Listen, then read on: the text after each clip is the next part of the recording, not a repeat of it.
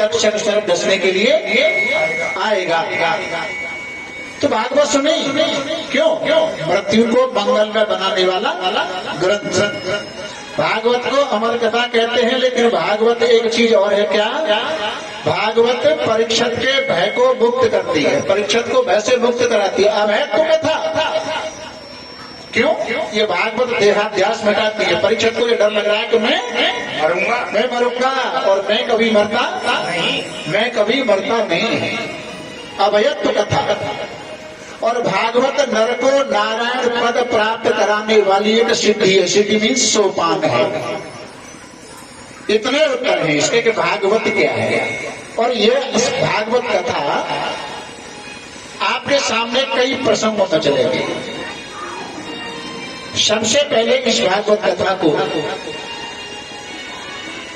गरुड़ धंधकारी को सुनाते हैं। इसी भागवत कथा को मैत्रेय विदुर को सुनाते हैं। इसी भागवत कथा को सुखदेव जी महाराज परीक्षित को सुनाते हैं। इसी भागवत कथा को टूटे फूटे शब्दों में 7 दिन में आपको सुनाऊंगा। तो भागवत का महत्व क्या है? लेकिन इस कथा के लिए 3 विशेष आवश्यक बातें हैं। क्या? नंबर 1 विश्वास, इसके प्रति विश्वास। दूसरी है श्रद्धा और तीसरा है संबंध। विश्वास, श्रद्धा, संबंध। रामायण के प्रथम पृष्ठ पर, रामचरितमानस में प्रथम पृष्ठ पर एक श्लोक आता है, भवानी शंकरौ वंदे श्रद्धा विश्वास रूपिणौ याभ्याम विना न पश्यन्ति सिद्धा स्वअंत इष्टमीश्वरम्। भवानी शंकरौ वंदे, मैं भगवान शंकर और माँ पार्वती को वंदना करता हूँ। ये दोनों कौन है? शंकर है विश्वास और माँ पार्वती है श्रद्धा। तो शंकर को सदाशिव कहते हैं, शंकर को अजन्मा कहते हैं। तो जैसे शंकर अजन्मा है उसी प्रकार विश्वास भी अजन्मा है। विश्वास का जन्म नहीं होता, श्रद्धा का जन्म होता है। तो जिसका जन्म होता है उसकी मृत्यु भी होती है। जन्म लेना मरना क्या है? श्रद्धा बढ़ती है तो कभी श्रद्धा घटती है, कम होती है। जब मरना और जन्म लेना होता है। जैसे शंकर के साथ में पार्वती है, उसी प्रकार विश्वास के साथ में श्रद्धा है। याभ्याम विना न पश्यन्ति, याभ्याम संस्कृत के रूपों में षष्ठी विभक्ति है। इन दोनों को जाने बिना सिद्ध स्वअंत इष्टमीश्वरम, जब तक अपने अंतःकरण में परमात्मा विराजमान है, ये दोनों उसके प्रति होंगे। विश्वास भी होगा, श्रद्धा भी होगी, तो ही अंतःकरण में परमात्मा विराजमान है। उसका यथार्थ दर्शन हो सकता है, नहीं तो नहीं हो सकता। बिना श्रद्धा के विश्वास विदुर है, विदुर। और बिना विश्वास के श्रद्धा विधवा है। ये दोनों एक जगह हैं। और तीसरी बात है संबंध। और मैं अपनी दीदी एक बात बताऊं। जब मेरी इस कथा की चर्चा हुई 5-7 दिन पहले, और कथा को 2 तारीख से निश्चित किया गया, तो हमारी बहन प्रगति सिंह लवली जी, उनसे मेरी फोन पर बात हुआ। सुबह नहाने धोने का समय होता है, उसमें बात हुई। तो बात करते करते बोली, भैया मेरे मुंह से भैया निकलता है, बुरा तो नहीं मानोगे? मैंने कि मैं भी ऐसा अधम हूँ, कोई बहन है ही नहीं, इसलिए आपने मुंह भर के भैया कहा है, तो मैंने आपको बहन स्वीकार किया है। लेकिन आपने ये तो कहा कि मेरा भैया है। और भगवान इसी बात को लिए कान लगाते हैं। कोई ये तो कहे कि तू मेरा है, मैं तेरा हूं। कोई कहे तो सही, आम आवास में इसके लिए कान लगाते हैं। ये बात विभीषण ने कही राम जी से, मैं तेरा हूं तू मेरा है, मैं राम भरोसा तेरा है। और इसका परिणाम क्या निकला? विभीषण को राम जी ने राय तिलक कर दिया। सुनते ही राम तिलक सारा सुमन भ्रष्ट नभ भई, आकाश से बरसात फूलों की होती है, देवता लोग करते हैं। राम जी ने तिलक कर दिया, केवल ये कहा कि मैं तेरा हूँ तो मेरा है। तो मेरे कहने का भाव है कि एक बार अर्जुन के भगवान से कई संबंध, कुंती बुआ लगती है, कृष्ण की मामा फूफी के लड़के का भाव है, सारथी बने ड्राइवर का भाव है, सखा भाव है, सुभद्रा के नाते जीजा साले का भाव है। लेकिन मैं आपसे ये कहूंगा, जानने की कोशिश मत करना, लेकिन किसी को मानने की कोशिश जरूर करना। क्यों? जिंदगियां निकल गई, हम अपने को नहीं जान पाए तो दूसरे को क्या जान पाएंगे। और मानव जीवन जो मिला है ना, तो केवल इसके लिए बना कि तू अपने को जान ले कि तू कौन है, कहां से आया और कहां को जाएगा, कहां को जाएगा। नैमिषारण्य के क्षेत्र में सोने का देखा 88,000 महात्मा नित्य क्रिया करके निवृत्त होते हैं, स्नान ध्यान करके निवृत्त होते हैं। अब उन महात्माओं के मन में एक भाव आता है, क्या? हमें अपना शेष जीवन तो बिताना है, अपना समय तो बिताना है, तो फिर क्यों न भगवान की कथा सुन करके जीवन को बिताया जाए। समय बिताने तो समय बिताने वाले भक्त 3 प्रकार के होते हैं। जैसे एक जगह भगवान का विशाल मंदिर बन रहा और मंदिर पर मजदूर लोग काम करते हैं। वहां होके कवि निकलते हैं, रचना करने वाले। कवि की रजोगुणी बुद्धि होती है। उन कवि के मन में भाव आता है कि आज एक कविता मुझे इन मजदूरों के ऊपर लिखनी चाहिए। रास्ते से होके निकले, सहारे मंदिर था, मजदूर काम कर रहे, ईंट पत्थर तोड़ने में लगे। और एक पहले वाले मजदूर से कवि ने पूछा, भैया तुम यहाँ क्या कर रहे हो? टाइम दोपहरी का था, परेशान था, कहने लगा तुम्हें दिखता नहीं क्या कर रहा हूँ। कवि उसका भाव समझ गए, आगे बढ़ गए। दूसरे मजदूर से पूछा, भैया यहाँ तुम क्या कर रहे हो? उसने जवाब दिया, साहब मैं तो यहाँ अपना और अपने बाल बच्चों का पेट भरने के लिए मंदिर पे नौकरी कर रहा हूँ। उसका भी भाव सुना। और तीसरे वाले मजदूर के पास पहुंचे तो मजदूर क्या कर रहा? छन्नी हथौड़ा लेकर के ईंट पत्थर तोड़ने में लगा था, लेकिन धीरे धीरे मन में कुछ गुनगुना रहा था। और कवि ने उससे जाके पूछा, भैया तुम क्या कर रहे हो? उसने अपना हथौड़ा तो फेंक दिया और बताने लगा, हरे राम राम राम हरे हरे।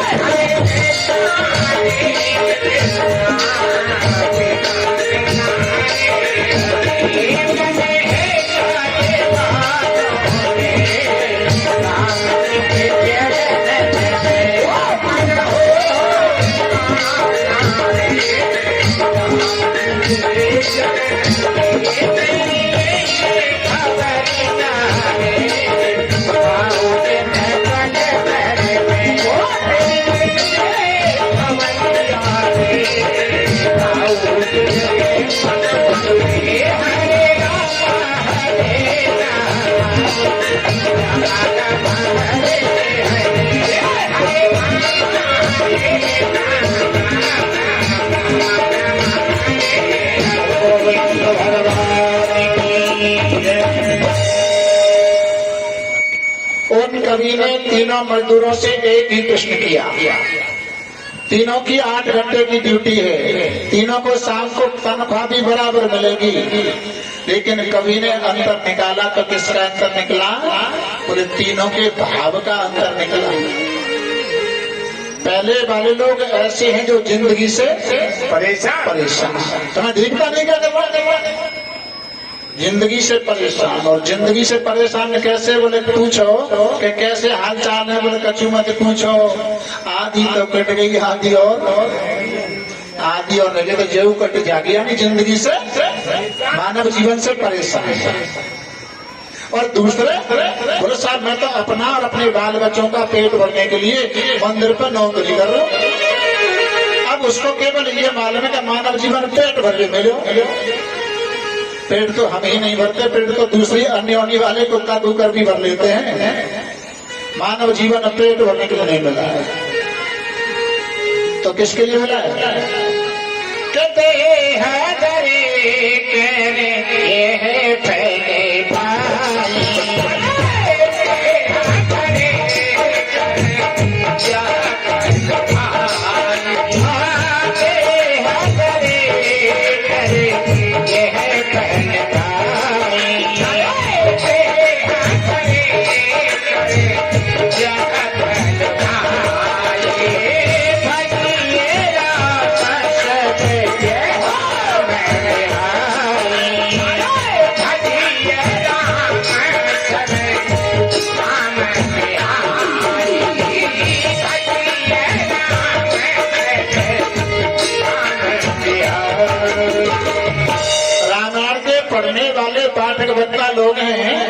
भक्तों ने इस चौपाई का दूसरा निकाला है।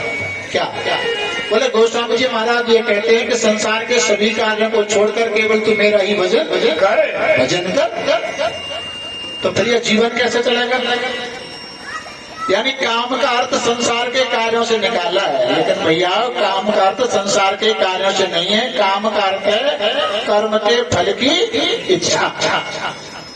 कर्म के फल की इच्छा मत करे, कर्म करने की जिम्मेदारी तेरी है और फल देने की जिम्मेदारी भगवान की है। तू उस कर्म के फल को भगवान के ऊपर छोड़ दे, क्योंकि बीज का स्वभाव होता है कि जमीन फोड़ करके ऊपर ही निकल करके आता है। जैसा कर्म का स्वभाव है किया है वैसा फल आपको जरूर मिलेगा, जरूर मिलेगा।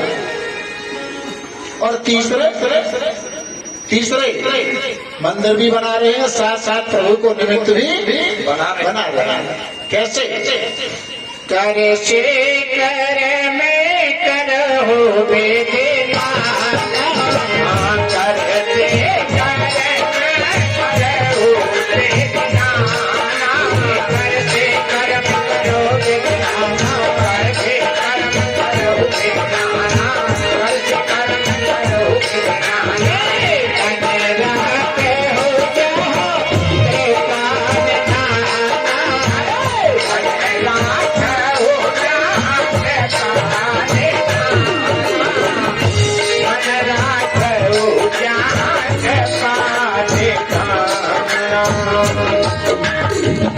ये चौपाई का भाव ये बताता है कि चलते फिरते सोते जागते उठते बैठते भागते दौड़ते भगवान के भजन करने के लिए, अच्छे काम करने के लिए नियम और तारीख की आवश्यकता ही नहीं है। जब समय मिले तभी शुरुआत कर दो। तारीख 24 को हमारी बहन जी कह रही थी, बोले महाराज मेरे पास इतना टाइम कहाँ है, मुझे तो भाग दौड़ में रहना पड़ता है, मुश्किल से सुन पाते हैं। मैंने चाहे कुछ भी करो, कर से कर्म करो विददाना, और मन राखो जहाँ कृपा निधाना। संसार के कार्य तो शरीर से होते हैं और भगवान का भजन तो मन के द्वारा होता है। मन के द्वारा होता है। गाड़ी में बैठ गए, नोएडा पहुंचना है तो ड्राइवर गाड़ी चला रहे हैं, आप अपने मंत्र का जाप करके जाओ, नियम को लागू तो है ही नहीं। गोविंद भगवान की। उन महात्माओं की मंडली के बीच में सूत जी महाराज का आगमन होता है और उन महात्माओं की अवस्था जो मंडली है महात्माओं की, ऐसी उम्र वाले महात्मा, लंबी उम्र वाले महात्मा हैं, कई चक्र युगों को देख चुके हैं। ऐसे महात्माओं की मंडली के मध्य में सूत जी महाराज आते हैं। सभी महात्माओं ने खड़े होकर के प्रणाम किया। उम्र के लिए प्रणाम, वहां सूत जी की उम्र के लिए प्रणाम नहीं है। और वैसे हमसे भी लोग ये कहते हैं, अरे महाराज आप तो ऊपर बैठते हो, वहां से कथा सुनाते हो तो आप बड़ी माने जाते हैं। 4 घंटे के लिए 4 घंटे गद्दी पे बैठ के कथा कहते हैं तो बड़े ही बड़े मानो, लेकिन फिर तो तुम जैसे ही है ना। धन वृद्धा बल वृद्धा, पैसा अगर ज्यादा है कोई बड़ी बात ना, परिवार में अगर बड़ा है कोई बड़ी बात नहीं। आयुर्वृद्धायष्टतै बचो, उम्र में बड़ा है कोई बड़ी बात नहीं। ते सर्वे अपि ज्ञान वृद्धाश्च किंकरा शिष्य किंकरा। ते सर्वे अपि, ते माने उन, सर्वे माने सभी, अपि माने भी, उन सभी में अगर बड़ा है तो कौन बड़ा है? ते सर्वे अपि ज्ञान वृद्धाश्च, ज्ञान में बड़ा है वो सबसे बड़ा। चहो चतुर करना में धारा, ज्ञानी प्रभु है विशेष प्यारा। उनके लिए प्रणाम किया गया महाराज। अब ये दोनों कौन है? सूत जी हैं वक्ता और संत महात्माएं श्रोता। दोनों का मिलन कैसा हो, संगति कैसे हो? श्रोता वक्ता ज्ञान निधि, कथा राम की गो, कि समझो में जी बजड़े, कल कृष्ण विमोह। श्रोता वक्ता निधि माने भंडार, दोनों ज्ञान के भंडार हो जाएं। कब होंगे? जब श्रोताओं के लायक श्रोता वक्ता के पास होगा। श्रोता जिज्ञासु हैं, वक्ता के पास में सौदागर लायक है, तो दोनों के मन का एक तार मिल जाएगा। और श्रोता जिज्ञासु न हो, वक्ता कोई ऊंची श्रेणी का लेवल का कथा कहने वाला हो, तो उसका भी मन कथा में लगने वाला। दोनों ज्ञान के भंडार। श्रोता में कौन आते हैं? श्रोता में आते हैं अर्जुन, श्रोता में आते हैं हनुमान जी महाराज, श्रोता में आते हैं गरुड़ जी महाराज, कागभूषण जी महाराज, कथा कहने वाले हैं, ये श्रोता है। रामचरित्र सुनवे को रसिया। जितनी बार प्रभु चर्चा सुनने को मिले और कथा सुनते सुनते जिज्ञासा रुझान कथा के प्रति और बढ़ता चला जाए, वो राम कथा का रसिक होता है, वही रसिया होता है, वही श्रोता होता है, वही श्रोता होता है। लेकिन आजकल स्थिति ये बनी है, क्या सुनी सुनाई कथाओं का चुनना है, कथा वहाँ सुनिए, कथा वहाँ सुनिए। अरे वही कथा तो जो भागवत में लिख रही है, जो तुम्हारे भीतर बैठी है, क्या सुनना है?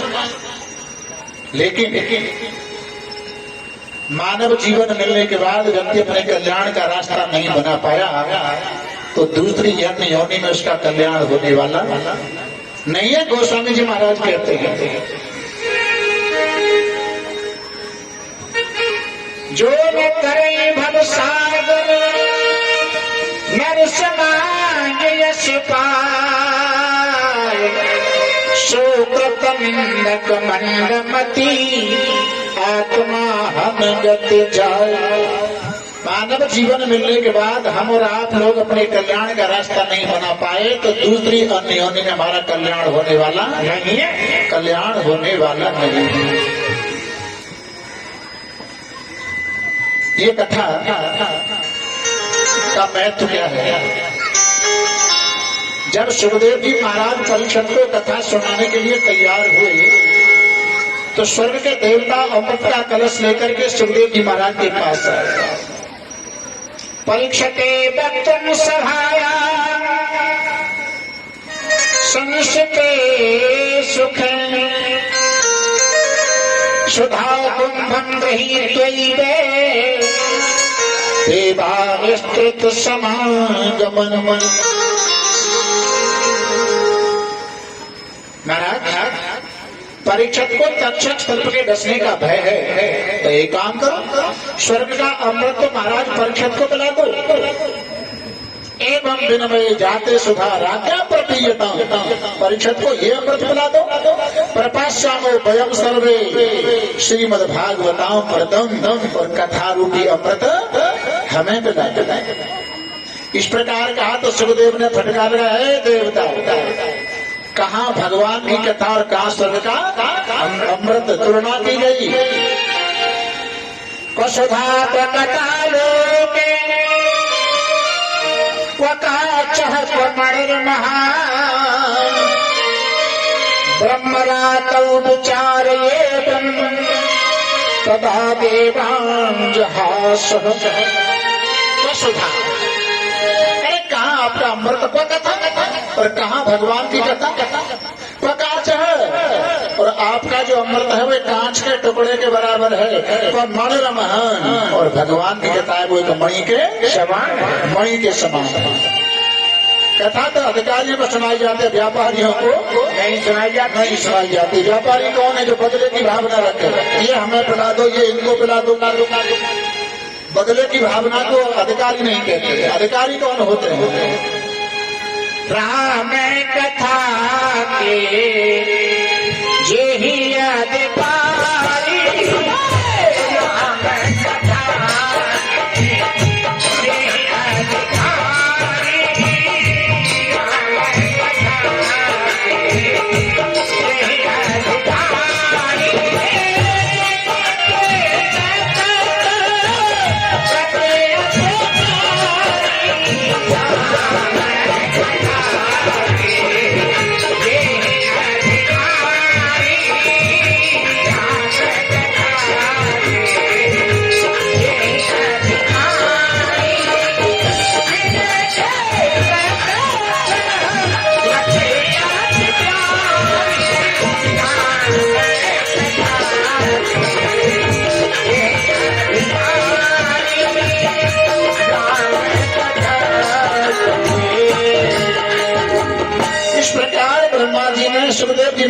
ने देवताओं में फटकार लगाई। देवता निराश होकर के ब्रह्मा जी के पास गए, महाराज हमें सुखदेव जी ने फटकार लगाई।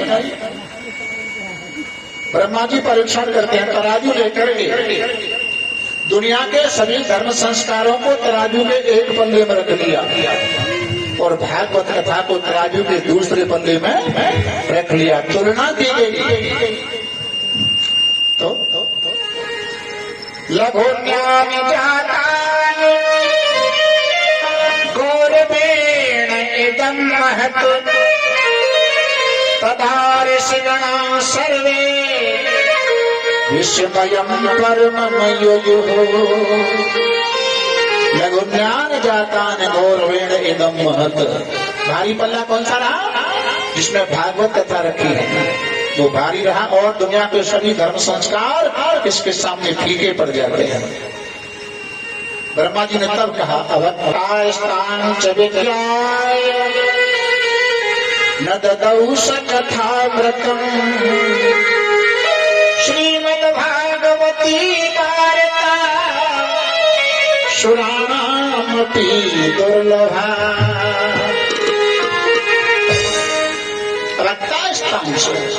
ये तो भक्तों के भक्त इसके अधिकारी होते हैं, भक्त को कथा नहीं मिलती है।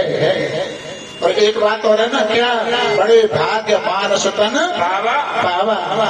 तो जो कोई आपका अर्थ हो सकता है इसका कोई भी अर्थ निकालता हूं, लेकिन सीधा सा अर्थ एक और है कि स्वर्ग में रहने वाले देवताओं को पांडाल लगाकर मार्ग लगाकर कथा नसीब नहीं होती है, लेकिन मृतलोक में रहने वाले इन मनुष्यों को पांडाल लगाकर कथा मार्ग लगाकर के सुनाई जाती है। इसलिए बड़े भाग्य मानस तन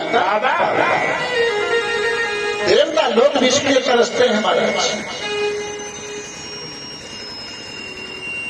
भागवत कथा सुनने की पद्धति कहां से शुरुआत होती है? एकदा हि विशालायां चत्वार ऋषयो मला शतसंगार्थ समायाता दद्रसु तत्र नारदम्। एकदा ही एक बार विशालायाम कहते हैं बद्रीनाथ की तलहटी को। शनकादि महात्मा चारों भाई सनक सनंदन सनत कुमार बद्रीनाथ की तलहटी को छोड़ करके हरिद्वार में मृत्यलोक की तरफ आ रहे हैं, और उन संतों का मिलन नारद जी महाराज से दत्र सुतत्र नारदम, नारद से मिलन होता है। दोनों ही संत हैं, दोनों में अंतर है क्या? शनकादि महात्मा बैकुंठ को छोड़कर कभी कहीं जाते नहीं, और नारद जी कभी एक जगह ठहरते नहीं, लेकिन दोनों का मिलन हुआ कैसे हुआ? अब संत नारद के चेहरे पर शनकादि महात्माओं ने आगे जो प्रश्न किया, किसके लिए किया? बोले उनके चेहरे पर उदासी, चिंता की लकीरें। प्रश्न कर अरे महाराज आपके चेहरे पर उदासी, कारण क्या है? आगे के श्लोक में 4 प्रश्नवाचक चिन्ह शनकादि महात्मा लगाते हैं नारद जी के लिए। कथम ब्रह्मणीन मुख, चेहरा उदास क्यों है? कथम ब्रह्मणीन मुख पुत चिंता करो भवा। आखिर आपको चिंता क्या है? कर्तम गम्यते पुत्र कुतुषागमनम तव। उधर कहां से आ रहे हो और आगे कहां को जा रहे हो? एक ही श्लोक में 4 प्रश्नवाचक चिन्ह लगाए हैं। शनकादि महात्मा को नारद जी अपनी उदासी का कारण बताते। सुनो महाराज, उदास क्यों है? अहम तो पृथ्वी मया तो ज्ञाता सर्वोत्तमामिति पुष्करम च प्रयागम काशीम गोदावरी तथा। अहम तो पृथ्वी में आते हो, कहने का भाव नारद जी कहते हैं पृथ्वी पर जितने तीर्थ हैं मैं उन तीर्थों में भ्रमण करने गया, लेकिन तीर्थों में भी मैंने लोगों को धर्म के नाम पर अधर्म करते हुए देखा, अधर्म करते देखा। अच्छा तीर्थ कहाँ है? वृंदावन में कुंभ चल रहा है, तीर्थ है। हरिद्वार है, नासिक है, प्रयागराज है, इलाहाबाद है, इन सबको तीर्थ कहते हैं। लेकिन वेद व्यास जी तीर्थ कहाँ बताते अपनी परिभाषा में? सर्वान तीर्था निवसन्ति तत्र सर्वान तीर्था निवसन्ति यत्राचितो कार्य तथा प्रसन्ना यत्राचितो कार्य तथा प्रसन्ना।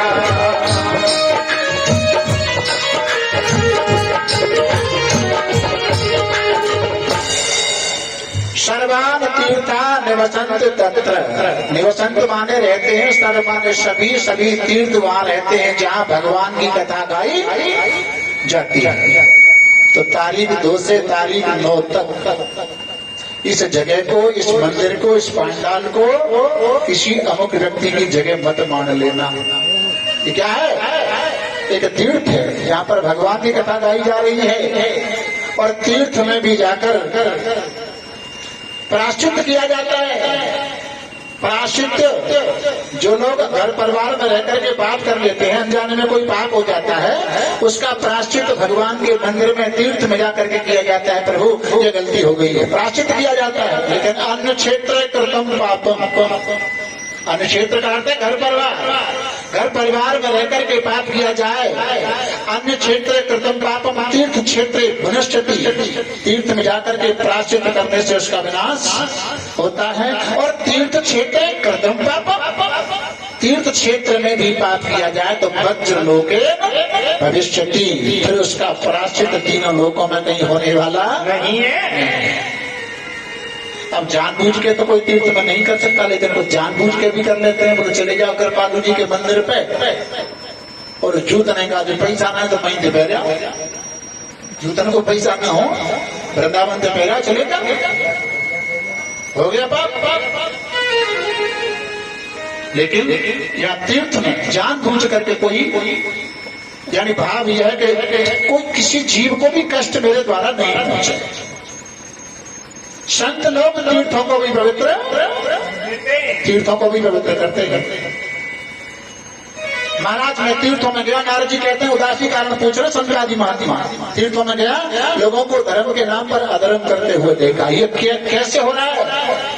उस समय थोड़ा थोड़ा कलयुग का आना शुरू हो गया। ना पश्चिम पुत्र चरण मन संतोष कारकम, पश्चिमाने देखने में, देखना मेरी दृष्टि में ऐसा कोई व्यक्ति नजर नहीं आता जो सत्य बोलता हो। और एक बार गलती से सत्य निकल ही गए हो, बहुत साच बात निकल ही गई तो अच्छा कहा बोले मेरो नाम हरिचंद्र की लिस्ट में होना चाहिए, क्योंकि सत्य बोलो, यह होना चाहिए। कलना धर्म मित्र करे यम बाधिता धुना, कलयुग का मित्र जो अधर्म है उसने लोगों की बुद्धि को विकृत कर दिया। महाराज जैसे मैं तीर्थ यात्रा करते करते, अब यहाँ से कथा शुरू हो रही है, वृंदावन में आया, कौन कह रहे हैं? नारद जी महाराज। संत नारद वृंदावन में आते हैं तो रोने की आवाज में बहन बेटी उनको जोर जोर से पुकार रही है। क्या कह रही है? भो भो साधु क्षण भो भो, अरे अरे ओ साधु बाबा, मैं चिंता एक क्षण के लिए आप मेरे पास आ जाओ। क्यों? साधु के दर्शन मात्र से कल्याण हो जाता है, कल्याण हो जाता है। महाराज एक क्षण के लिए मेरे पास, भोगो साधु क्षण मन चिंता नाशय, साधु नाम दर्शनम लोके सर्व सिद्धि करम परम परम। रोने की आवाज को सुना नारद जी महाराज कहते क्या मुझे यहाँ जाना चाहिए, इनके पास जाना चाहिए? क्यों?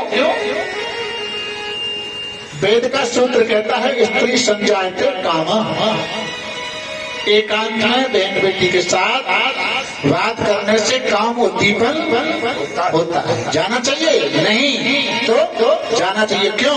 बोलिए भक्ति है। भक्ति कहाँ है? वृंदावन में। नारद जी महाराज आते हैं और उदासीकरण रोने का कारण पूछ रहे, देवी आपको चिंता क्या है? क्या कुछ स्त्रियां उसकी चरण सेवा करने में लगी हैं। परिचय पूछा, देवी आप हो कौन? परिचय बताया,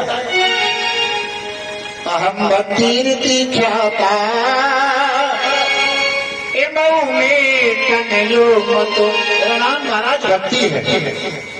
और उसके पास में दो बूढ़े पुरुष और लेटे हुए थे बगल में, इशारा किया इरमऊ, ये दोनों इरमऊ मेरे तने माने पुत्र, ये दोनों मेरे पुत्र हैं।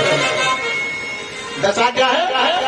ज्ञान वैराग नामानो, इनका नाम है ज्ञान और वैराग्य। काल योगे जन जन, समय के प्रभाव से वृद्ध अवस्था को प्राप्त हो गए। लेकिन माँ जवान और बालक बूढ़े, बड़ी विडम्बना की बात है। व्यक्ति ने कहा इतना बताने से काम थोड़ा ही चलेगा, मैं पूरा परिचय दूंगी, मेरा जन्म कहाँ हुआ, मैं बड़ी कहाँ हुई, मुझे सम्मान कहाँ मिला, फिर मैं बूढ़ी कहाँ हुई। क्या परिचय दी? उत्पन्नात ब्रह्मसाहिब प्रथिन कर्नाटके गता, क्वचित क्वचित महाराष्ट्रे गुर्जरे जीर्णतां गतः। उत्पन्ना द्रविड़म साहिब, महाराज नासिक प्रदेश में मेरा जन्म हुआ, एमपी में। महाराष्ट्र में नासिक में मेरा जन्म हुआ, एमपी में। उत्पन्ना द्रविड़म साहिब प्रथिन कर्नाटक गता, और कर्नाटक में धीरे धीरे बड़ी हुई। क्वचित क्वचित कहीं कहीं महाराष्ट्र में सम्मान मिला। कहाँ? पंढरपुर। और पंढरपुर एक ऐसा स्थान है जहाँ पर पुंडरीकाक्ष भगवान का मंदिर बना हुआ है। मंदिर बना हुआ है, महाराष्ट्र में है। उसी पंढरपुर में पुंडरीक नाम के बालक रहते हैं।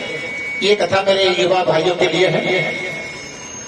पुंडरीक नाम के बालक में धारणा बनाते हैं कि मातृ देवो भव, पितृ देवो भव, माता पिता ही देवता है।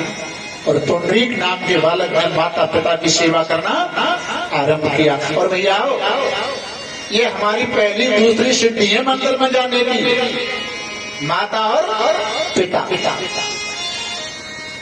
सास और ससुर और पति, ये हमारी सिद्धि है। सिद्धि भाई सिद्धि चलेंगे तो ही मंदिर में पहुंच सकते हैं। इतनी सेवा की कि भगवान प्रसन्न होकर के पुंडरीक नाम के बालक के दरवाजे पर दर्शन देने के लिए आते हैं। उस समय पुंडरीक अपने माता पिता की चरण सेवा करने में लगे थे। घर के अंदर भगवान दरवाजे से आवाज लगा रहे, लाला पुंडरीक, मैं तेरी सेवा से प्रसन्न होकर तुझे दर्शन देने के लिए, तू बाहर निकल गया, मेरे दर्शन कर। दर्शन करने के हमें मंदिर जाना पड़ता है, लेकिन ऐसे भक्त के यहाँ भगवान दर्शन देने के लिए आते हैं। एक निवेदन करो, हम रोज मंदिर जाते हैं, हम रोज मंदिर जाते हैं, फिर भी मंदिर में मूर्ति किसकी है? पत्थर की। पत्थर की मूर्ति एक बार मंदिर जाती है और भगवान बन जाती है। एक दिन मंदिर में जाती है और भगवान बन जाती है। लेकिन प्यारे, हम तो रोजाना मंदिर जाते फिर भी पत्थर ही बने रहते हैं। जय हो। ये मूर्ति से सीखो। तुझे दर्शन देने आए, बाहर निकल गया। और पुंडरीक नाम के बालक ने क्या सोचा, भगवान आए क्यों? मेरी माता पिता की सेवा से प्रसन्न होकर आज भी सेवा कर रहा हूँ, सेवा को अधूरी छोड़ के जाऊंगा, अनर्थ हो जाएगा। और अंदर से कह दिया, प्रभु जब तक मैं माता पिता की सेवा पूरी नहीं कर लेता तब तक मुझे आपके दर्शन की कोई आवश्यकता नहीं है ना। ज्ञानी में और भक्त में विनोद होने लगा। विनोद क्या? ज्ञानी ने कहा हम और परमात्मा में तो कोई भेद ही नहीं है। ज्ञानी आदमी ने कहा कि हम और परमात्मा तो एक ही, हमारा अभेद संबंध है। और भक्त ने कहा नहीं, हम परमात्मा के भगवान के नजदीक हैं, तो चलो इसका फैसला भगवान से कराएंगे। भगवान के पास में ज्ञानी और भक्त दो आए। बोले प्रभु बात ऐसी है, ये ज्ञानी है और ये भक्त है। वो ये कह रहे हैं, ज्ञानी तो ये कहता है कि हमारा और परमात्मा का अभेद संबंध, कोई भेद ही नहीं है, तो आप इसका फैसला करो। और भक्त ये कहता है कि हमको हमारा नजदीकी संबंध भगवान से जाता है, तो फैसला करो। भगवान भक्त से बोले, भैया ज्ञानी तो मेरी आत्मा है, ज्ञानी तो मेरी आत्मा है। भक्त विचार और दुखी है, खड़े होकर चल दो। अब यहाँ रवई का है, फैसला तो यही हो। आत्मा परमात्मा कोई भेद नहीं होता। नहीं होता। भक्त दुखी होकर के चल दिया, भगवान बोले रुक रुक रुक रुक रुकवे को वही का आया वो जजमेंट तो है को बोले क्या हो गया बोले तुमने ये कह दिया कि ज्ञानी तो मेरी आत्मा और तेरे लिए क्या रखा मालूम है? बोले क्या रखा? ज्ञानी मेरी आत्मा है और भक्त मेरा परमात्मा है। जय हो। भगवान कहते हैं भक्त मेरा परमात्मा है, मैं भगतन को दास, भगत मेरे मुकुट मणि मुकुट मणि। ऐसे भक्त के दरवाजे पर ठाकुर दर्शन देने के लिए आए हैं। लेकिन जानते हैं कौन? पुंडरी मातु देवो भव पितृ देवो भव अतिथि देवो भव।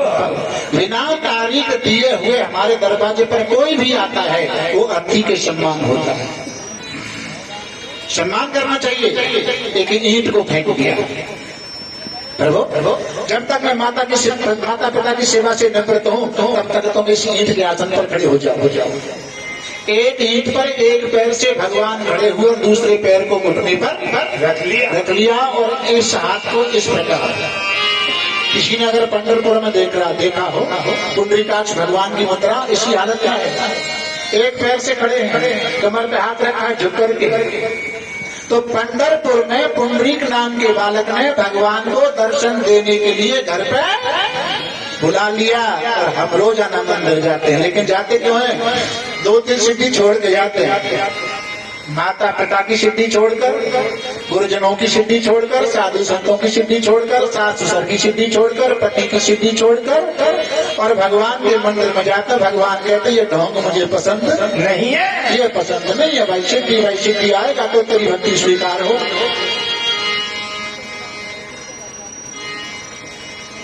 पहले बेटा पहले बेटा ऐसे भय और माता पिता कंठाधर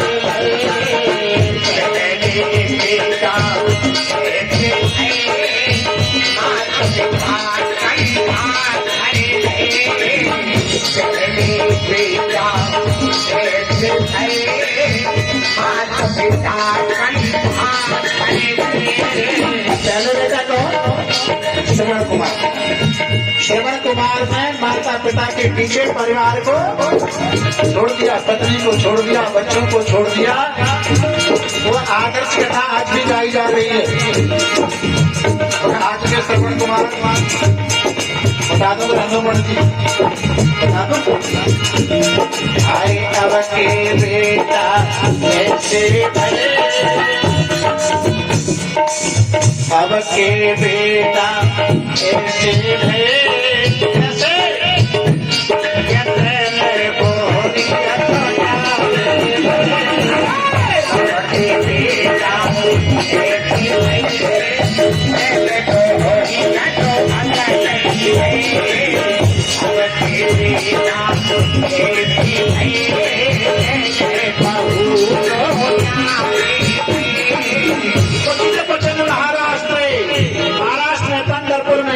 भक्ति को सम्मान मिला। आगे गुरुजर काम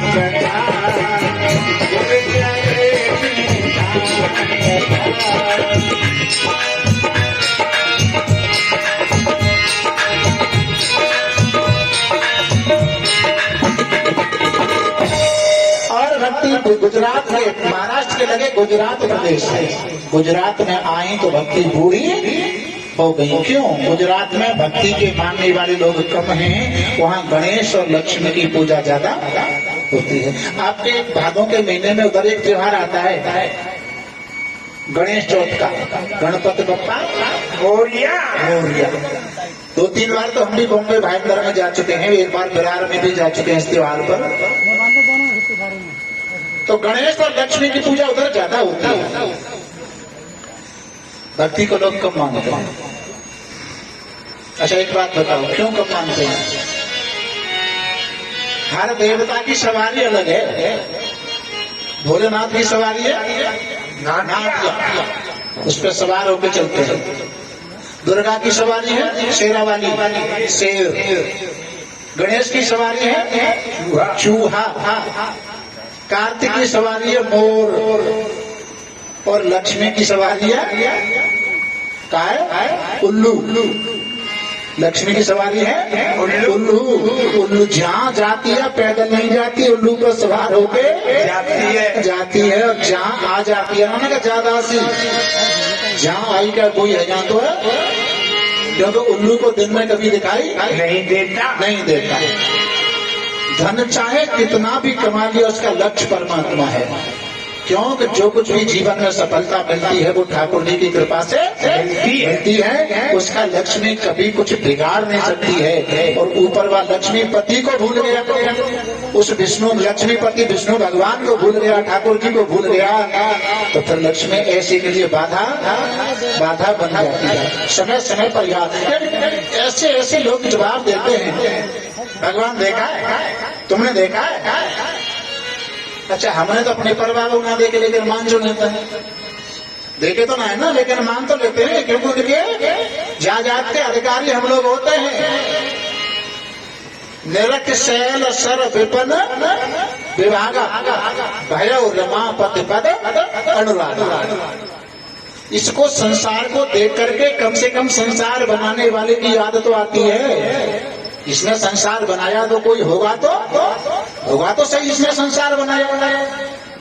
किसी ने बढ़िया कोई मकान बनाया, किसी ने कोई मंदिर बनाया। 50, 60 साल 100 साल निकल गए, लेकिन मंदिर पर बीजन पड़ने के बाद में मान लेती है मंदिर बनाने वाला कोई आदमी था। तो मंदिर बनाने वाला कोई हो सकता है, तो क्या दुनिया बनाने वाला नहीं हो सकता? दुनिया बनाने वाला भी हो सकता है। इसलिए भैया जब तक रहे जिंदगानी, और राम नाम रटते रहो। जब तक रहे जिंदगानी, राम नाम रटते रहो।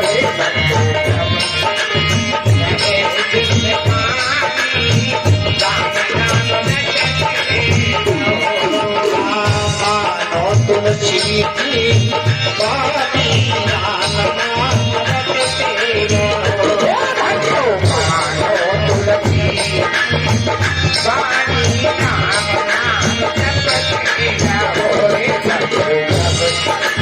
रहे जिंदगानी, राम नाम रटते रहो। अक्षर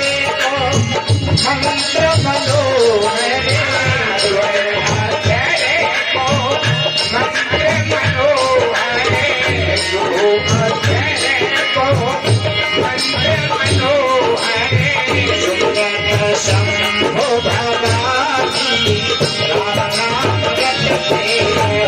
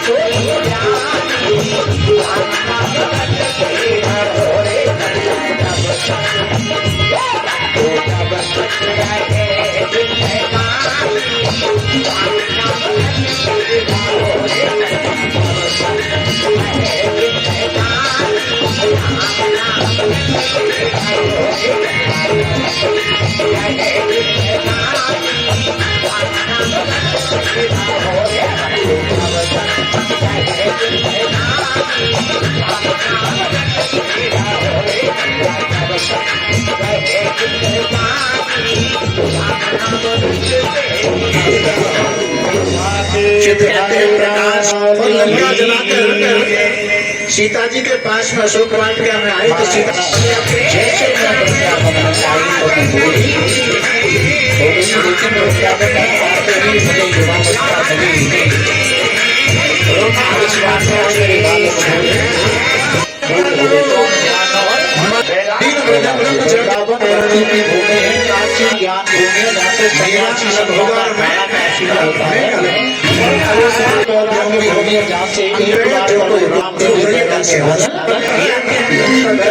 उस विष्णु लक्ष्मीपति विष्णु भगवान को भूल गया, ठाकुर जी को भूल गया, हुआ तो जिसका भागवत का महत्व क्या है? भ्रष्ट अदृष्ट वस्तुओं में तृष्णा न होने का नाम है। आज जितना समय रहेगा उतने समय में आपको भागवत के महत्व की कथा, भागवत के महत्व की कथा बताऊंगा। भागवत का महत्व क्या है? लेकर ब्रह्मा के लोक तक जितने भोग हैं उनका त्याग हो जाए। भागवत क्या है? भागवत क्या है? मुंडेर यत्मानं वशीकारं व्यतिरेकं तथैव च एकेन्द्रियं च संप्रवृत्तं वैराग्यं चतुर्विधम्। चार प्रकार का है वैराग्य। ज्यादा से जनता ने का उतना होगी तो मेरे 10-5 मिनट ले लेंगे इस बात पर। अयोध्या वैराग्य भूमि है। पुत्रों का बुढ़ापा दूर कैसे हो, इस उदासी को लेकर के नारद जी भ्रमण कर रहे हैं। कोई उपाय ये नहीं बताता भक्ति के पुत्रों का बुढ़ापा दूर कैसे हो। कोई कहते हैं गीता का पाठ कराओ, वेदांत का पाठ कराओ, लेकिन रोग असाध्य होता है ना, तो उसमें सामान्य दवा काम नहीं करती है। तो इनका बुढ़ापा दूर कैसे हो, शंकरादि महात्मा कहते हैं इनके बुढ़ापे को दूर करने के लिए श्रीमद्भागवत कथा का आयोजन करवाया जाए। हरिद्वार में शंकरादि महात्मा बनता है, नारद जी यजमान है, नारद संत हैं। हमारे तुम्हारे यहाँ जोड़ा की आवश्यकता है, लेकिन संतों के यहाँ जोड़ा की आवश्यकता नहीं हुआ करती है।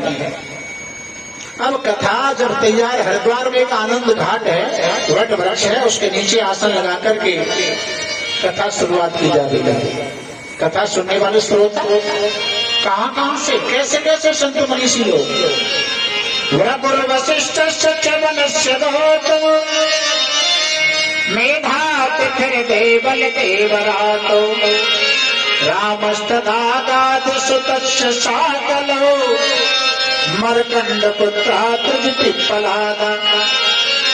रघुचवन गौतम वशिष्ठ मेधातिथि ऐसे ऐसे संत मनीषी लोग कथा प्रांगण में कथा श्रवण करने के लिए आ रहे हैं। और इधर से वृंदावन से भक्ति अपने पुत्रों को लेकर कथा में जा रही हैं,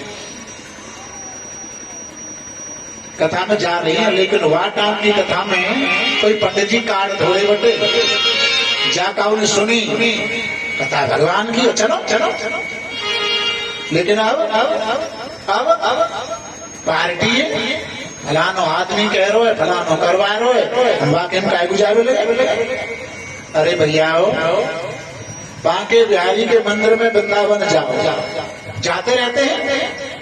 और बिहारी जी के मंदिर में पंडा पुजारी रहते हैं कि नहीं रहते हैं? उनसे अगर आपकी कोई नाराजी हो जाए तो क्या दूसरी अमावस्या को बांके बिहारी के दर्शन नहीं करोगे? भाई पंडा पुजारी थे तो नाराजी भैया, बिहारी जी थे कोई नाराजी नहीं है भैया। तो भैया किराए वाले और करे वाले इन तो समझो पंडा पुजारी, कथा तो बांके बिहारी की है। साधना उनकी कथा को, बांके बिहारी कथा को पंडा पुजारी को अलग साइड में रख करके सुन लेनी चाहिए। कथा मनोरंजन के लिए नहीं होती है, कथा तो आत्मरंजन के लिए होती है, आत्मरंजन के लिए होती है। जय हो। चिट्ठी से नहीं, हमें क्या कार्ड तो आया, हम तो पूछा ही ना है। और जब पूछ को बड़ो झगड़ो पंडित जी, पूछ को बड़ो झगड़ो। हनुमान जी ने लंका जलाई तो किसके द्वारा? पूंछ के द्वारा। और लंका जलाकर सीता जी के पास में अशोक वाटिका में आई तो सीता जी ने कहा, वत्स हनुमान, तुमने लंका जलाई लेकिन आपकी पूंछ नहीं जली। नहीं जली मां, क्यों नहीं जली? क्यों नहीं जली? राम जी ने आपसे पहले कह दिया था, तुम पापक मोह करो निवासा, जब लग करो निशाचर नासा। अग्नि में आपका प्रवेश है। सीता कौन है? भक्ति। और जब तक भक्ति की कृपा मेरे ऊपर रहेगी, राम की भक्ति की कृपा रहेगी तो पूछ नहीं जल सकती, नहीं जली। लंका जला के जली ही नहीं। सीता जी कह रही हनुमान जी ने, लंका जला के जली ही नहीं, हनुमंत विचित्र है पूछ तुम्हारी। कौन सा जादू राजेश भरा, हंस पूछत मिथिलेश दुलारी। ऐसा कौन सा जादू का आपकी पूछ नहीं जली? हनुमान जी बोले, माँ जादू कोई नहीं है। बोले कप, राम हनुमान जी बोले कप ही आगे राघव है। प्रणवम पवन कुमार खलवन पावक ज्ञान घन, जास हृदय आगार बसहु राम सर चाप। बोले कप ही आगे राघव है और पीछे है पूछ। आगे तो राम जी है, पीछे है पूछ, रहस्य है भारी। और बानर को भला पूछता कौन? श्री राम के पीछे है पूछ हमारी। अगर किसी की पूछ है तो राम जी के कारण ही पूछ। हनुमान जी अपनी पूछ को पीछे रखते हैं और हम लोग अपनी पूछ को आगे रखते हैं। हम तो पूछ ही ना है। जय हो। इसलिए पूछ क्या है? प्रतिष्ठा, मान सम्मान। अपने मान सम्मान प्रतिष्ठा को पीछे रखो, पूछ होगी। और आगे रखेंगे तो रमण रेती आश्रम से महाराज जी कहा करते हैं कि जो मान सम्मान की इच्छा करता है वो व्यक्ति मान सम्मान के लायक होता ही नहीं। क्योंकि आने इच्छित आवत वर, जिस वस्तु की इच्छा करोगे वो तुमसे दूर भागती चली जाएगी। और इच्छा नहीं करोगे, जैसे सूर्य निकला पूर्व दिशा में, आप हाथ जोड़ के सूर्य की तरफ खड़े हो जाओ तो आपके शरीर की छाया किधर होगी? शरीर के पीठ के पीछे। और अपने शरीर की छाया को तुम पकड़ने के लिए दौड़ो। छाया मेरी है, मैं पकड़ के रहूंगा। दौड़ते चले जाओ। छाया कभी हाथ आने वाली नहीं है, क्योंकि तुम्हारी छाया फिर भी तुम्हारे हाथ नहीं आ रही है। और चलते चलते थक जाओ तो फिर छाया से ये कह दो, तेरी इच्छा हो जान तू जा, अब तो मैं तो छोड़ के लौट के जा रहा हूँ। जब तुम लौट के आओगे ना, वही तुम्हारी छाया पीछे ही चली आएगी। इस कथा का आशय ये हुआ कि इच्छा करोगे तो दूर भागेगी और त्याग दोगे तो पीछे चली आएगी। महाराज भक्ति ने जाकर के कथा प्रांगण में प्रश्न किया, मेरे लिए और मेरे पुत्रों के लिए नियत स्थान बताओ, बैठने के लिए नियत स्थान। और यही प्रश्न एक बार प्रभु राम ने वनवास में संतों से किया। 14 वर्ष का वनवास हुआ है, कोई ऐसी जगह बता दो जहां मेरे 14 वर्ष अच्छी प्रकार से कट जाए महाराज। वाल्मीकि मुनि कहते हैं, प्रभु एक बात बताओ, 2 जगह बताओ जहां तुम नहीं हो। 2 जगह बताओ जहां तुम नहीं हो। लेकिन बताया स्थान कहाँ? के कहे सत्य प्रिय बचन बिचारी, कहा है सत्य प्रिय बचन बिचारी, जाग सोवत चरण तुम्हारी,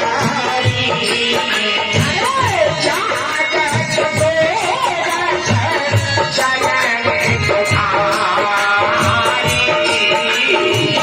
जागत सोवत चरण तुम्हारी, तुम्हारी चाहे तू शरण नारी, राम दशोके के मन मारी, तुम्हारे चाहे तू शरण नारी, राम दशोके के मन मारी, तुम्हारे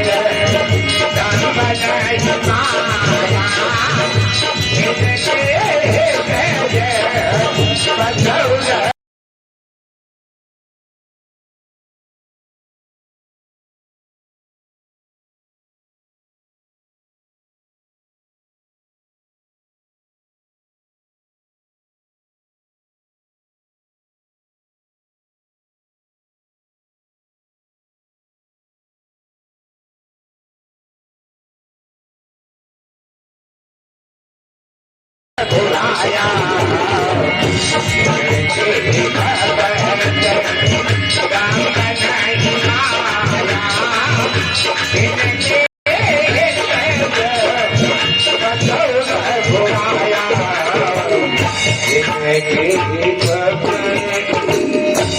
जो भक्त आपकी अनन्य भाव से भक्ति करते हैं, आप ऐसे भक्तों के हृदय में विराजमान हो जाओ। और गीता में भगवान कहते हैं अनन्या चिंतयन्तो माम ये जना पर्युपासते तेषां नित्याभियुक्तानां योगक्षेमं वहाम्यहम्। जो भक्त लोग अनन्य भाव से ठाकुर की भक्ति करते हैं, ऐसे भक्तों की योगक्षेम पालन पोषण करने की जिम्मेदारी ठाकुर जी की होती है। स्थान दिया गया है, स्थान मिला बैठने के लिए, कथा शुरुआत हो रही है। और कथा श्रोता, कथा तो सब लोग सुनते हैं, लेकिन कथा सुनने के लिए 4 बात हैं। मैंने पहले पंडित जी को 24 तारीख में बताया। अन्य श्रोता तो श्रोता हैं ही, लेकिन कथा के मेन श्रोता तो आप हो। आपके माध्यम से इन लोगों को सुनाई जा रही है।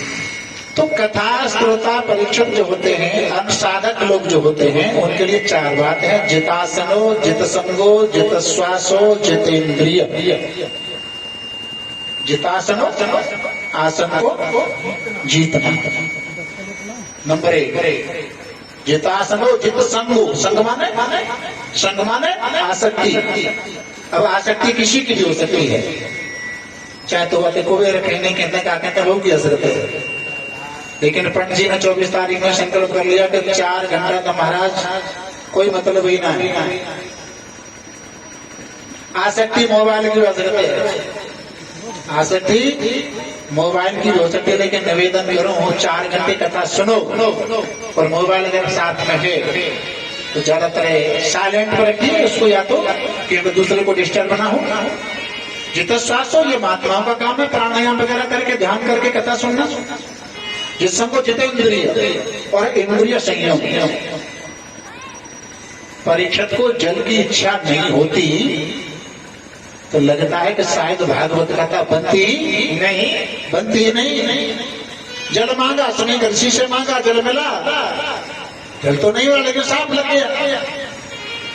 और कथा 7 दिन के लिए भागवत कथा तैयार हो गई। इन 4 बातों का विशेष ध्यान। महाराज यहाँ तक की कथा को भक्ति के पुत्रों ने श्रद्धा भाव से सुना और कथा का प्रभाव क्या हुआ उनके ऊपर, आगे का श्लोक बता रहा है।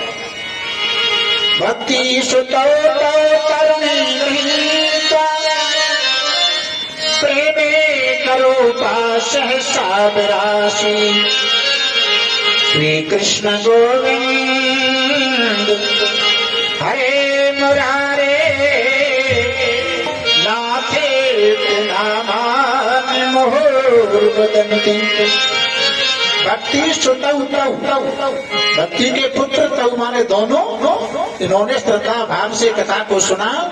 तरुणी गृहीत्वा बुढ़ापा दूर हुआ, युवावस्था आई महाराज। इस दृश्य को देख करके भक्ति महारानी नाचने लग जाती है। कथा का प्रभाव, कथा का असर। लेकिन गोस्वामी जी क्या कर रहे हैं, ये भागवत राम कथा ये सब क्या है।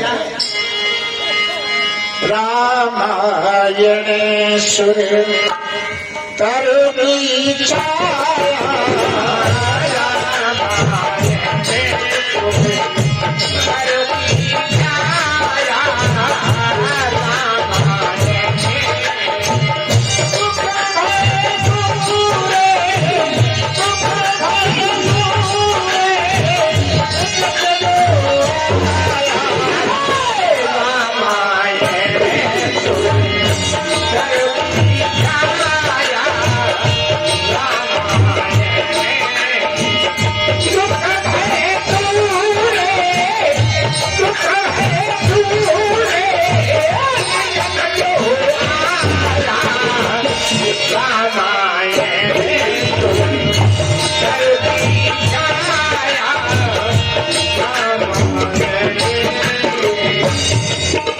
जितनी भगवान की कथा है वो सब क्या है, सुरतरु। सुर माने देवता, तर माने वृक्ष। देवताओं का वृक्ष क्या है, स्वर्ग में देवताओं का वृक्ष है कल्प वृक्ष। और उस कल्प वृक्ष के नीचे जो आ जाएगा उसके सबके दुख दूर हो जाएंगे। लेकिन यहाँ एक संत भाव लेते हैं, क्या सबके जो माने सब, जो कोई आ जाए सबके दुख दूर हो जाएंगे। लेकिन यह भावना का खेल है। एक दृष्टांत आता है और दृष्टांत कहते हैं कि जिस विषय में उत्कृष्ट बुद्धि अर्थात परीक्षक लोगों का मतभेद न हो उसे दृष्टांत कहते हैं। और दृष्टांत के बाद में सिद्धांत समझ में आता है। एक पति पत्नी में हुआ झगड़ा। घर में अक्सर करके झगड़े हो ही जाते हैं। और झगड़ा ऐसा हुआ कि 3 दिन बेचारे को भोजन बना के ही नहीं दिया। भूख के मारे परेशान होकर के गांव से बाहर जंगल की तरफ गया और जंगल में एक छायादार हरा भरा वृक्ष देखा। उसके नीचे जाकर के राहत मिली, बैठ गया। वृक्ष के नीचे भाव आया, बोले 3 दिन से भूखा हूँ, कहीं से भोजन मिले तो प्राण बचे। वृक्ष के नीचे बैठ करके जैसे भाव बनाया, तुरंत भोजन की थाली तैयार होकर सामने आ गई। भोजन कर लिया। और भोजन करने के बाद उसकी इच्छा हुई कि आराम करने के लिए 4 पाई और होनी चाहिए। इच्छा 4 पाई की, लेकिन वहां तो बेड गद्दा तकिया पूरा बिस्तर लतर के तैयार। अब जमीन पर सोने वाला आदमी स्पंज के गद्दा पर सोए तो नींद बहुत जल्दी आती है। नींद आना शुरू हुआ। अब उसको भाव हो रहा है क्या, भाई 3 दिन से इधर उधर मारा घूम रहा हूँ, अगर कोई चरण सेवा करने वाली और हो तो चरण कर सेवा करने के लिए देवी तो घर पे आवेगी ना। चरण सेवा ही करती तो भोजन ही बना के दे देती, वो तो आवेगी ना। कोई हो स्वर्ग से अप्सरा चली आई, पैर दबाने लगी, नींद लेने लगा। और नींद लेते समय उसके मन में भाव आया क्या, 3 दिन पुरानी बात याद आ गई। अगर यह हालत में मेरी पत्नी ने, धर्म पत्नी ने मुझे देख ले और बाकी हाथ में हो झाड़ू मारती चली आवेगी, देर ना करेगी। हाँ तो कहेगी कि देर ही तब तक तो झाड़ू लेके प्रस्तुत होगी महाराज। 5-4 अप्सरा में 5-4 पति में, कहीं पति कहीं पलंग कहीं अप्सरा। और फिर हाथ जोड़ के कहने लगे, हे भगवान मैं तो पहले जैसे ही हो जाऊं। पहले कैसा था, 3 दिन का भूखा प्यासा। अब वो ये नहीं जान पाया मैं बैठा कहाँ हूँ। वो कहाँ बैठा था, वो बैठा था कलप वृक्ष के नीचे, और कलप वृक्ष के नीचे बैठ करके जैसे जैसे भाव बनाओगे वैसे वैसे फल की प्राप्ति होगी। तो ये भागवत कथा क्या है? कल्प वृक्ष। अब जाके नीचे बैठ के चाहे तो चुनाव को भाव बना ले, चाहे फिर बम्बा के पानी को भाव बना ले, जैसे जैसे भाव बनाओगे वैसे वैसे फल की प्राप्ति होगी, वैसे ही फल की प्राप्ति होगी। महाराज भक्ति के पुत्रों का बुढ़ापा दूर हुआ, नृत्य होने लगा। अब कुछ लोग क्या कहते हैं, हम भागवत का ही सुने, हम तो पूरे भागवती हैं, हम तो भागवती हैं, का सुनने लगे भागवत। लेकिन वह कीर्तन में कौन कौन है? भक्त कितने प्रकार के होते हैं? गीता में 4 प्रकार के भक्त हैं। चतुर्विधा भजन्ते माम जना सकृतनो अर्जुन आर्तो जिज्ञासु अर्थार्थी ज्ञानी च कर्तर्षभ। 4 प्रकार के भक्त। श्लोक में देखना, प्रहलाद स्थालधारी कर्ण गत्याच उद्धव कांचधारी वीणाधारी सुर ऋषि राग करता दिलो अभूत इंद्रो अबाधीन मृदंगम जय जय शुक्राकार नृत्य कुमारा यत्राग्रे भाव भाव भगवा सरसर चलिया व्यास पुत्रो बबूह। जय हो। वह कीर्तन में पहला तो ताली बजा रहे हैं। पहला तो कौन से भक्तों में आते हैं? जिज्ञासुओं में, उद्धव ज्ञानी भक्तों में, इंद्र अर्थार्थी भक्तों में, अर्जुन भगवान कृष्ण के भक्त हैं। ऐसे भक्त ज्ञानी सभी तालियां बजा करके कीर्तन करने और नाचने में लगे हैं। पद्म पुराण का, पद्म पुराण में आता है, क्या आता है? पद्म पुराण में भगवान नारायण कहते हैं, कोई भक्त मेरा बैठ के कीर्तन करता है। मंदिर में कीर्तन होता है, बैठ के हम कीर्तन करते हैं, तो भगवान कहते हैं कि मैं लेट के उनके कीर्तन को सुनता हूँ, लेट के सुनता हूँ। और कोई खड़ा होकर के मेरा कीर्तन करता है, फिर मैं उसके कीर्तन को बैठ के सुनता हूँ। पहले तो लेटा था, अब बैठ गया। और कोई भक्त ताली बजा करके खड़े होकर नाचना शुरू कर देता है, तो भगवान कह रहे हैं वो उतना रह जाते फिर मैं नाच वो शुरू कर दे, जय हो। वही भगवान का वास है। लोगों ने पूछा आपका निवास कहाँ है? ना हम दशा में बैकुंठ, नारद जी पूछ रहे हैं आपका वास कहाँ? बोले मैं बैकुंठ में नहीं रहता। ना हम दशा में बैकुंठ योगी नाम हृदय मैं योगियों के हृदय में वास करता हूँ। तो मद भक्ता यत्र गायन्ति तत्र तिष्ठामि नारद। जहाँ मेरे भक्त मेरा कीर्तन करते हैं वहीं पर मेरा वास होता है। हरे राम राम राम राम हरे हरे राम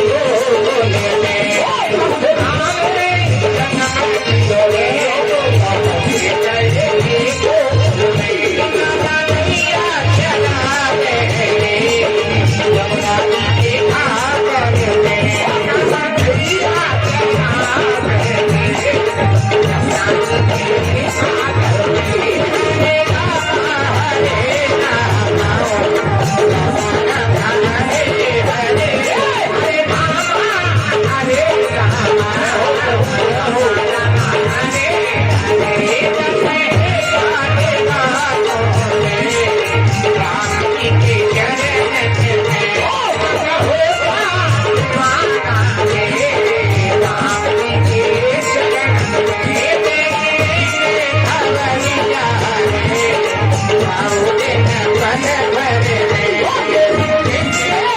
अवरिया रे बाउले मन भरे हरे रामा राम रामा हरे हरे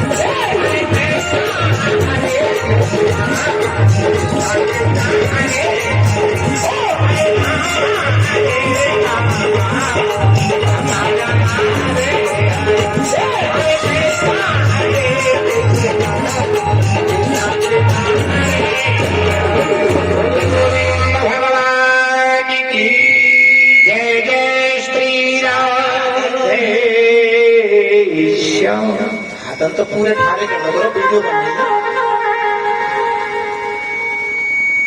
महाराज यहाँ पर नारद जी ने प्रश्न किया महाराज भक्ति के पुत्रों ने श्रद्धा से भाव से कथा को सुना तो उनका बुढ़ापा दूर हो गया। आपके भागवत में कोई ऐसा भी प्रसंग है कैसा जो भक्ति अकारण दूर करता हो? क्या भागवत ऐसे का भी उद्धार कराती है? शंकादि महात्मा कहते हमारी भागवत में एक ऐसा भी प्रसंग रहता है और वो आगे की कथा है, वो धंधकारी के मोक्ष की कथा है। यहाँ तक भक्ति ज्ञान वैराग्य के 3 अध्याय की कथा सुनाई है, आगे के धंधकारी के मोक्ष की कथा है। तुंगभद्रा तटे पूर्वम उत्तम पथ उत्तमम यत्र वर्णाश्वधर्मे सत्य कर्म सतत तत्परः। तुंगभद्रा नदी के किनारे एक बहुत सुंदर नगर बसा हुआ है और उस नगर का नाम है उत्तम नगर। उत्तम माने अच्छा। और उस उत्तम नगर में एक ब्राह्मण देव रहते हैं। नाम क्या? आत्मदेव पुरे तस्मै सर्ववेद विशारद विश्वातो श्रोतैस्मारतेषु द्वितीय एव भास्कर। भास्कर माने सूर्य के है। आत्मदेव नाम के ब्राह्मण रहते हैं, उनका चेहरा दूसरे सूर्य के समान है, कर्मकांडी है, पर्वतवासी है, सुशील है। पत्नी का नाम, आत्मदेव की पत्नी का नाम है तत्प्रिया धुंधुली समर्थः। उनकी पत्नी का नाम है धुंधुली। यहाँ तक की कथा को हम समझें। तुंगभद्रा कहते हैं इस संसार सागर को। इसके किनारे जो नगर है वो है उत्तम नगर, ये मानव शरीर। और इस उत्तम नगर में कर्मकांड करने वाले पर्वतवासी सुशील ब्राह्मण देव आत्मदेव कौन है? जीवात्मा। जीव ही आत्मदेव है। और उनकी पत्नी कौन है? तो जीव का संयोग दुर्बुद्धि से हो जाता है। तो समझो उस आत्मदेव का मिलन धुंधुली से हो गया। भागवत में धुंधुली एक को कहते हैं, एक धुंधुली आत्मदेव की पत्नी। लेकिन धुंधुली हमारे स्टाफ के जो व्यास लोग हर किसी बहन बेटी को संबोधन करते हैं धुंधुली, लेकिन हर कोई बहन धुंधुली नहीं हो सकती है। धुंधुली के 3 विशेष लक्षण होते हैं। क्या? स्ववाक्य स्थापिका नित्यम कृपण कलह प्रिय। स्ववाक्य स्थापिका अपने घर में सास ससुर पति के सामने अपनी चलती राखी। अपनी बात की स्थापना करे, ये विशेष उसका गुण है धुंधुली का।